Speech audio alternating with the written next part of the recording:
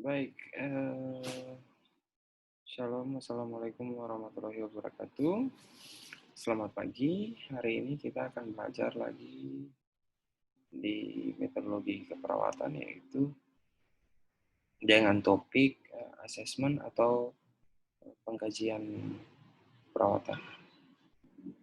Nah, yang dinamakan dengan asesmen atau pengkajian dalam keperawatan ini adalah langkah pertama dari proses keperawatan. Jadi proses keperawatan itu ada 5, dari mulai pengkajian hingga evaluasi. Nah, asesmen ini adalah atau pengkajian ini adalah langkah pertama. Nah, asesmen ini dalam pengkajian ini yang kita lakukan adalah kita mengumpulkan, kemudian kita mengorganisasikan data, kita memvalidasi lagi data yang kita dapat, dan kita melaksanakan pendokumentasian data klien tersebut. Nah, biasanya dalam fase ini seorang perawat itu mengumpulkan informasi. Informasi yang kita dapatkan itu adalah tentang status psikologis, ya, psikologis pasien, kemudian fisiologis, sosiologis, spiritual pasien. Yang kita dapatkan itu adalah melalui observasi, wawancara, kemudian lakukan pemeriksaan fisik, kemudian kita ngecek lagi riwayat kesehatan atau catatan kesehatan sebelumnya dari si pasien maupun anggota keluarganya. Nah, Anda harus tahu bahwa asesmen yang dilaksanakan di keperawatan, proses keperawatan itu adalah berbeda dengan asesmen medis. Jadi, asesmen keperawatan itu tidak menduplikasi atau tidak mengulangi atau bahkan tidak sama dengan asesmen medis. Kalau asesmen medis itu yang ditargetkan itu adalah kondisi patologisnya atau kondisi penyakitnya. Ya, fokus hanya penyakit apa yang ditemukan, yang dirasakan. Namun kalau keperawatan itu lebih fokus kepada kebutuhan dasar manusianya. Nanti didukung oleh pemeriksaan fisik, hasil laboratorium, dan lain-lain sebagai pendukung dari kebutuhan dasar manusia yang bermasalah. Nah, untuk asuhan keperawatan ini juga berfokus pada respon pada pasien terhadap masalah kesehatan atau kebutuhan yang dibutuhkan pada saat itu dan potensi apa yang nanti akan ditimbulkan, ya, seperti itu. Nah, untuk pengkajian ini sendiri, pengkajian itu sebenarnya ada 4 macam, ya, 4 macam di dalam keperawatan. Kita kenal pengkajian itu ada 4 macam, yaitu yang pertama adalah initial assessment atau penilaian awal. Ini biasanya yang dilaksanakan itu pada keperawatan gawat darurat. Ini juga yang dikenal dengan namanya triase. Nanti Anda sudah semester 5 baru kita belajar tentang kegawat daruratan dan triase. Nah, pada saat penilaian awal atau initial assessment ini dilakukan dalam waktu tertentu. Biasanya sih pada saat gawat darurat, ya.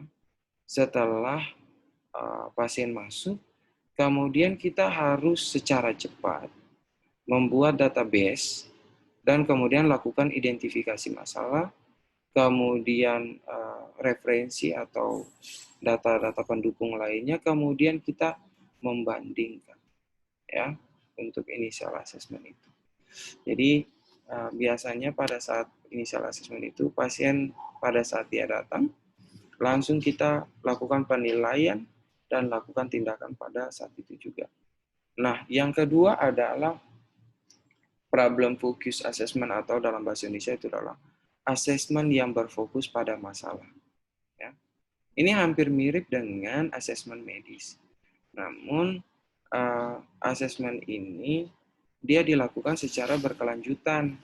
dan terintegrasi dengan asuhan keperawatan lainnya untuk menentukan status masalah yang spesifik yang diidentifikasikan dalam asesmen sebelumnya. Jadi, asesmen yang berfokus pada masalah ini ketika sudah dikaji pada tahap yang sebelumnya, nanti akan dilanjutkan pada tahap ini juga. Nah, yang ketiga itu adalah asesmen darurat atau emergency assessment. Ini biasanya terjadi selama pasien mengalami krisis fisiologis atau psikologis. Kemudian biasanya pada saat ini kita mengidentifikasi masalah yang mengancam jiwa dan untuk mengidentifikasi masalah baru atau yang akan terlewatkan. Ya. Kemudian time lapse assessment atau penilaian dalam selang waktu tertentu. Ini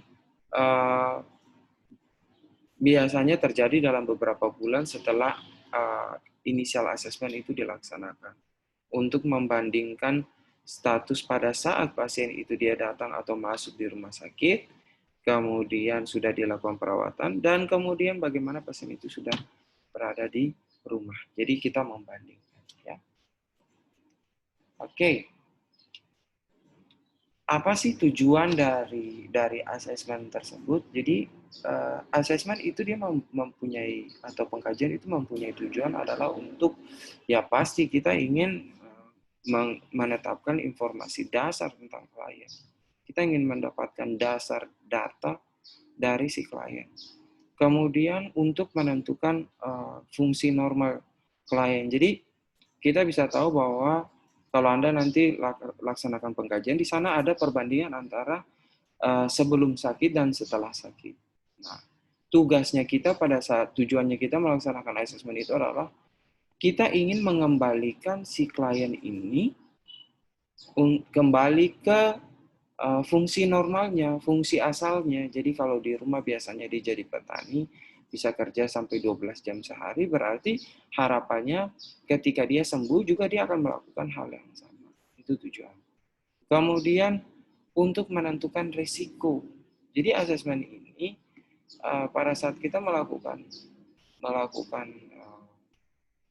asesmen itu pada saat kita mengkaji, oh ya pasiennya ini ketika dia sebelum sakit dia jadi petani, dia kerja 12 jam sehari. Nah, namun pada saat dia sakit, kita tugasnya adalah mengembalikan fungsinya itu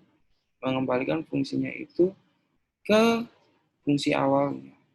Nah, untuk mengembalikannya kepada fungsi awalnya, berarti otomatis kita harus melakukan tindakan-tindakan. Nah, harapannya adalah tindakan yang kita berikan itu tidak menimbulkan suatu komplikasi lanjutan atau hal yang akan terjadi di lain waktu yang membuat pasien itu tidak bisa bekerja 12 jam sehari. Ataukah bahkan jika nanti si pasien itu dia memang penyakitnya sudah terlanjur parah, setidaknya dia bisa melakukan aktivitasnya tuh hampir sama dengan sebelum dia sakit, karena memang penyakitnya sudah sangat parah. Nah, bukan malah kita memberikan asuhan keperawatan itu malah pasiennya penyakitnya lebih tambah berat, ya. Kemudian selanjutnya tujuan dari asesmen ini adalah untuk menentukan kekuatan klien. Jadi kita bisa tahu bahwa pada saat pengkajian itu kekuatan kondisi klien saat dia sakit itu seperti apa. Kekuatannya sampai di mana supaya ada beberapa tindakan yang sesuai dengan kebutuhan dasar si kliennya itu yang memang kita bisa hanya improve atau tingkatkan saja, bukan kita melakukan tindakan itu dari awal, ya seperti itu. Kemudian untuk menyediakan data untuk diagnosis. Jadi memang sekian banyak data itu yang kita dapatkan ini, memang kita tugasnya adalah mendiagnosa apa kebutuhan si klien. Karena setelah dari tahap pengkajian ini kita lanjutkan kepada tahap diagnosa. Kemudian bicara tentang asesmen, seseorang perawat itu dia harus mempunyai skill atau keterampilan dalam melaksanakan asesmen atau pengkajian. Nah, keterampilan yang dibutuhkan itu adalah yang pertama observasi, kemudian keterampilan dalam melaksanakan wawancara, keterampilan dalam melakukan pemeriksaan fisik, dan keterampilan tambahan itu adalah intuisi atau insight. Jadi untuk observasi ini, keterampilan yang kita lakukan itu adalah selalu IPPA, inspeksi, palpasi, perkusi, auskultasi. Itu adalah tindakan observasi yang harus kita lakukan. Nah, kemudian wawancara. Seorang perawat itu harus mampu punya komunikasi yang baik. Jadi, kalau Anda punya komunikasi yang baik, percakapan itu bisa mendapatkan mendapatkan informasi yang sebanyak-banyaknya. Selain itu, pada saat kita melakukan wawancara juga kita bisa melaksanakan edukasi, kemudian memberikan dukungan. Jadi, sometimes perawat itu kadang agak sedikit lebay, ya, agak sedikit lebay. Tapi lebaynya itu untuk mendapatkan informasi dari si klien, kemudian menjalin komunikasi yang baik. Kemudian ada yang dinamakan dengan bina hubungan saling percaya. Ya. Kemudian di dalam intuisi atau insight, itu seorang perawat itu harus mempunyai wawasan, punya insting. Wawasan yang luas, insting yang baik itu berdasarkan atas pengalaman klinis dan penilaian klinis yang sudah lama. Jadi biasanya dibilang begini, orang yang pengalaman itu adalah ilmu yang baik. Berarti memang orang-orang yang mempunyai intuisi yang baik itu biasanya mereka sudah punya pengalaman yang lama, sudah bekerja di tempat dengan situasi yang sama itu sudah sejak lama, ya. Kemudian apa yang kita lakukan pada saat asesmen. Jadi ada 4 tahap yang dilaksanakan pada saat asesmen. Yaitu yang pertama adalah kita collecting data atau kita kumpulkan data. Kemudian kita lakukan validasi data, organisasi data. Kemudian kita lakukan validasi data. Kemudian dokumentasi data. Jadi biasanya ada yang bilang bahwa yang paling penting itu adalah kita melaksanakan pengumpulan data, kemudian kita validasi dulu apakah data ini sudah benar. Tapi juga ada yang bilang, oke, ketika kita kumpulkan data, kita collecting dulu, atau kita organisasikan data dulu. Ya. Kita collecting, terus kita organizing dulu.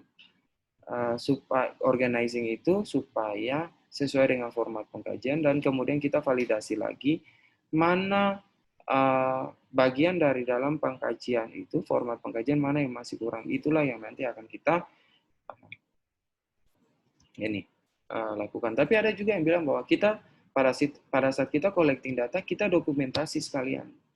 Nanti kalau seandainya ada yang kurang, kita bisa validasi lagi ke klien. Namun ya secara umum sih 4 ini tetap harus dilaksanakan. Ya. Nah, pada saat kita melakukan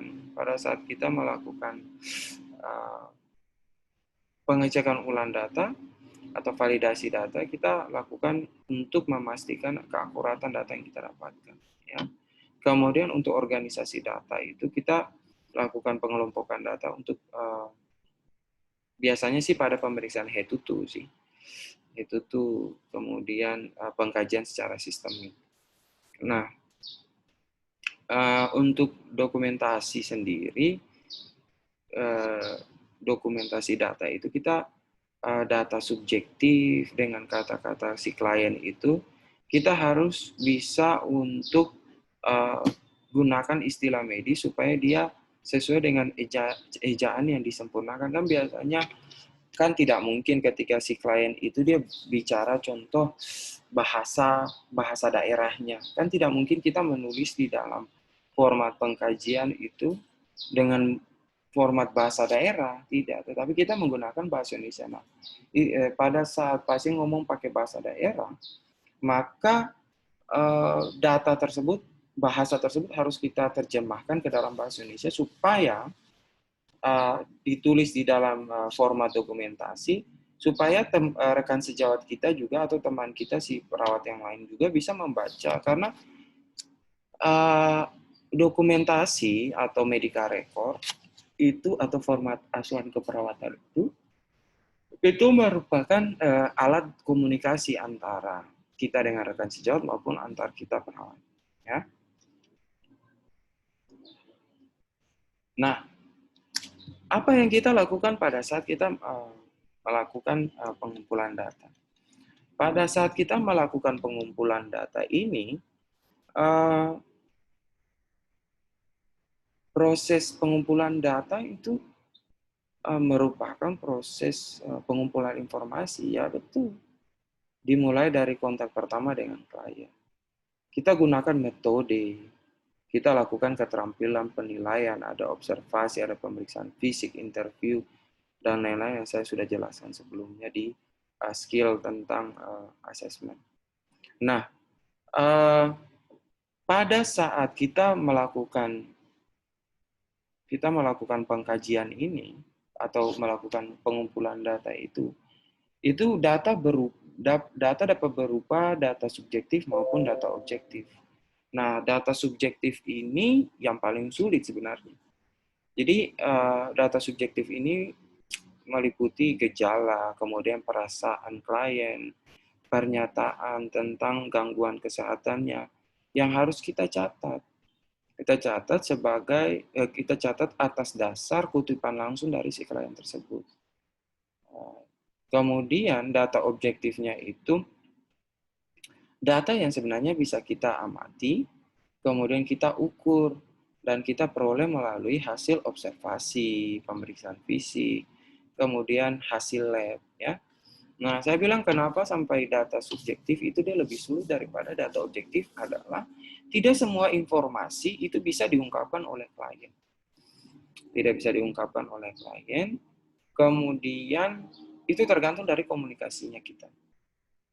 Jadi jika komunikasi kitanya baik, maka si kliennya itu akan mendapatkan, kita akan mendapatkan data yang sangat luar biasa daripada klien. Nah, dibandingkan dengan data objektif, kan bisa diukur, tidak bisa disembunyikan. Makanya kita harus punya keterampilan intuisi dalam pengkajian. Oke? Nah, terakhir ini adalah kita bicara tentang sumber data. Ketika kita sudah mempunyai data tentang data objektif, ya, datanya itu adalah data objektif dan data subjektif, ya, kita harus tahu bahwa sumber data yang kita dapatkan. Nah, sumber data itu biasanya kita dapatkan itu adalah dari hasil asesmen dari klien langsung melalui proses observasi dan wawancara maupun pemeriksaan lab. Nah, cuman untuk jenis sumber data itu lebih kepada data primer atau langsung dan data sekunder atau tidak langsung. Nah, kalau dibilang bahwa data yang langsung atau data primer yang memang benar-benar kita dapatkan itu langsung dari si klien. Jadi data yang contoh dari klien murni yaitu hasil wawancara dan hasil pemeriksaan fisik langsung dari si klien, ya, wawancara dan pemeriksaan fisik langsung pada klien itu merupakan data yang langsung kita dapat dari si klien. Ya. Nah, sedangkan data yang sekunder itu adalah data yang kita dapatkan dari orang lain maupun dari dokumen lain, bukan dari si kliennya sendiri. Jadi biasanya dapat berupa keterangan dari anggota keluarga, kemudian dari teman sejawat kita yang lain, ya. Mungkin pada saat klien itu dia dibawa ke rumah sakit, dibawa oleh ambulans. Nah, orang yang membawa ambulans dan tim di dalam ambulans itu adalah kita bisa mendapatkan data dari mereka. Ya, bagaimana pada saat mereka menemukan si klien dan sebagainya. Kondisi pada saat itu seperti apa ya. Kemudian ditambah lagi dengan dokumen lain. Dokumen lain itu dapat berupa medical record dari si klien itu. Medical record dari si klien, kemudian analisis laboratorium dan diagnostik yang lain. Ya. Jadi biasanya bagaimana sih Pak caranya supaya kita bisa memasukkan data ke dalam data subjektif dan data objektif? Iya, pada saat masuk ke dalam data subjektif maupun data objektif, kita tidak bisa pentingkan lagi mana itu data primer dan data sekunder. Tetapi ketika sudah masuk di dalam data primer, data subjektif dan data objektif, maka keduanya itu merupakan hasil kolaborasi dari data primer dan data sekunder. Saya kasih contoh. Ketika dibilang bahwa data sekunder itu adalah data yang kita dapat, data objektif adalah data yang kita dapatkan betul-betul dari klien. Namun, saya ralat, yang dinamakan dengan data objektif itu adalah data yang bisa diukur, ya, data yang bisa diukur. Berarti yang betul-betul di situ adalah berdasarkan hasil pemeriksaan. Mau dari hasil pemeriksaan si klien melalui pemeriksaan fisik maupun hasil pemeriksaan diagnostik atau hasil lab yang lain, itu dimasukkan di dalam data objektif. Kan tadi saya sudah bilang bahwa ini adalah hasil dari kolaborasi dari dua data primer dan data sekunder. Data primernya itu kita dapat dari si klien dan data sekunder itu dapat dari keluarga dan hasil pemeriksaan lain. Nah, ketika ditransformasikan masuk di dalam data objektif, maka itu adalah merupakan hasil gabungan dari data primer dan data sekunder. Hasil pemeriksaan fisik itu adalah hasil data primer dapat dari si klien. Nah, pemeriksaan laboratorium itu adalah data sekunder. Nah, cuman ketika masuk di dalam data objektif, ini adalah data yang bisa diukur. Jadi, yang bisa diukur ini adalah mau didapatkan dari si klien atau dapatkan dari hasil pemeriksaan fisik lainnya. Semuanya masuk di dalam data objektif. Namun, ketika masuk di dalam data subjektif, ini kan berdasarkan hasil wawancara. Hasil wawancara itu selalu ada klien mengatakan. Terus kemudian dari hasil data sekunder, keluarga mengatakan, ayah mengatakan, ibu mengatakan, saudara laki-laki mengatakan. Itu dimasukkan semua adalah dari data subjektif. Jadi itu merupakan hasil-hasil wawancara. Ya, hasil-hasil wawancara. Mau wawancara dengan klien, mau wawancara dengan keluarganya, atau siapapun, itu dimasukkan di dalam data subjektif. Jadi biasanya dibilang DS, klien mengatakan DS, si B mengatakan. Itulah masuk di dalam data sekunder. Ya, oke. Mungkin itu ada cukup dari saya. Mungkin saya persilahkan Anda untuk dapat mempelajari hal ini dan kemudian menuliskan komen di bawah. Kemudian jangan lupa subscribe. Dan kemudian jika ada yang mau ditanyakan silakan komen di bawah. Kami persilakan. Tugas sudah ada di kolom deskripsi, silakan Anda kerjakan dan selamat pagi.